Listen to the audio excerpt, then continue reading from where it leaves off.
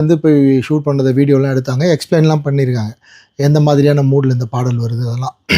So இதெல்லாம் நல்லபடியா முடிஞ்சிச்சு. நேத்து அந்த பாடல் வெளியிடுறதுக்காக ஒரு ப்ரமோ போட்டப்ப அதில அந்த சின்மயி மேடமோட விஷுவல்ஸ் வந்தது. அத பார்த்த சில பேருக்கு வந்து என்ன நடந்துச்சுன்னு புரியல. எனக்கு நான் ட்விட்டர்ல ரெகுலரா இருக்கிறதால, எக்ஸ்ல ரெகுலரா இருக்கிறதால எனக்கு வந்து அது புரிஞ்சுச்சு. உடனே ஒரு கன்டினியூஸா ஒரு 30 பேர் வந்து சின்மயி மேடம கன்டினியூஸா அட்டாக் பண்றாங்க. என்னன்னா, இந்த மாதிரி திரௌபதி, ருத்ரதாண்டவம், பகாசுரன் போன்ற படங்களெல்லாம் எடுத்தாரு. அவர் வந்து ஒரு குறிப்பிட்ட மக்களுக்காக தான் படம் எடுப்பாரு. அவர் வந்து பெண்களுக்கு எதிரான படம் எடுப்பாரு. அப்படிலாம் சொல்லி, நீங்க அவர் படத்துல போய் எப்படி பாட்டு பாடலாம்? நீங்க பெரிய புரட்சியாளர். இப்போ வந்து இவங்க புரட்சிலாம் எங்கே போச்சுன்னு சொல்லி அவங்க சின்மயி மேடம் கண்டினியூஸாக அட்டாக் பண்ண உடனே எனக்கு அப்போவே புரிஞ்சிடுச்சு இவங்க ஏதோ ரியாக்ட் பண்ண போகிறாங்கன்னு. ஆனால் என்ன ரியாக்ட் பண்ண போகிறாங்கன்னு தெரியல. நான் நினச்ச மாதிரியே அவங்க வந்து இந்த பாடலை நான் பாடியதற்காக மன்னிப்பு கேட்டுக்கொள்கிறேன். இந்த சித்தாந்தத்தில் படம் எடுக்கிறாங்கன்னு தெரிஞ்சால் நான் பாடாமலே இருந்திருப்பேன் அப்படின்னு ஒரு ட்வீட்டை வந்து டக்குன்னு போட்டாங்க. எங்ககிட்டயோ இல்லை இசையமைப்பாளர்கிட்டயோ எந்த விதமான விளக்கமும் கேட்காம. அது எங்களுக்கு ரொம்ப அதிர்ச்சியாக தான் இருந்தது. ஏன்னா ஒரு படக்குழுவாக ஒரு இவ்வளோ பெரிய பட்ஜெட்டில் இவ்வளோ பெரிய ஒர்க் பண்ணி இதில் என்ன பண்ணியிருக்கோம், என்ன கண்டென்ட்னு கூட தெரியாது யாருக்கும். அவங்களுக்குமே தெரியாது. ஒரு வாட்டி கேட்டுருக்கலாம். இந்த மாதிரி சொல்கிறாங்க, என்ன உங்கள் நிலைப்பாடுன்னு கேட்டுட்டு கூட அவங்க ஒரு முடிவு எடுத்துருக்கலாம்.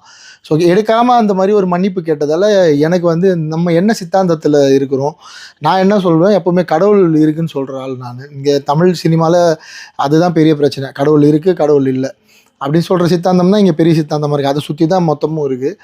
எனக்கு தெரிஞ்சு சின்மயி மேடம் இது வரைக்கும் கடவுள் இல்லை, கடவுளுக்கு எதிராக பேசினதில்லை. அவங்க சின்மயி ஸ்ரீபாதா அப்படின்னு தான் பேர் வச்சுருக்காங்க. ஸ்ரீபாதானா என்ன அர்த்தம்னா ஸ்ரீபாதம், இறைவனோட பாதம் தான் அர்த்தம். ஸோ பேர்லேயே அவங்க வந்து இறைவனை தாங்கி தான் இருக்காங்க. ஸோ எனக்கு சித்தாந்தமாக நான் அவங்க கூட எதில் வேறுபட்டு நிற்கிறேன்னு தெரியல. அப்படி இருந்தால் கூட நான் இவங்களுக்கெல்லாம் பாட மாட்டேன், இந்த மாதிரி சித்தாந்தம் இவங்கெல்லாம் பாட மாட்டேன்னு எங்கேயாவது அவங்க ஸ்டேட்மெண்ட் கொடுத்துருந்தா கண்டிப்பாக நான் கூப்பிட்ருக்க மாட்டேன்.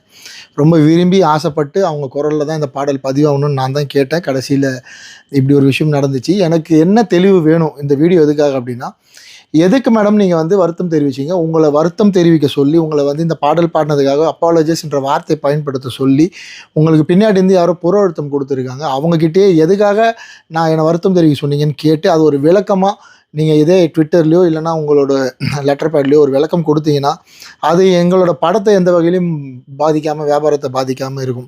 பாடல் நல்லபடியாக போயிட்டுருக்கு.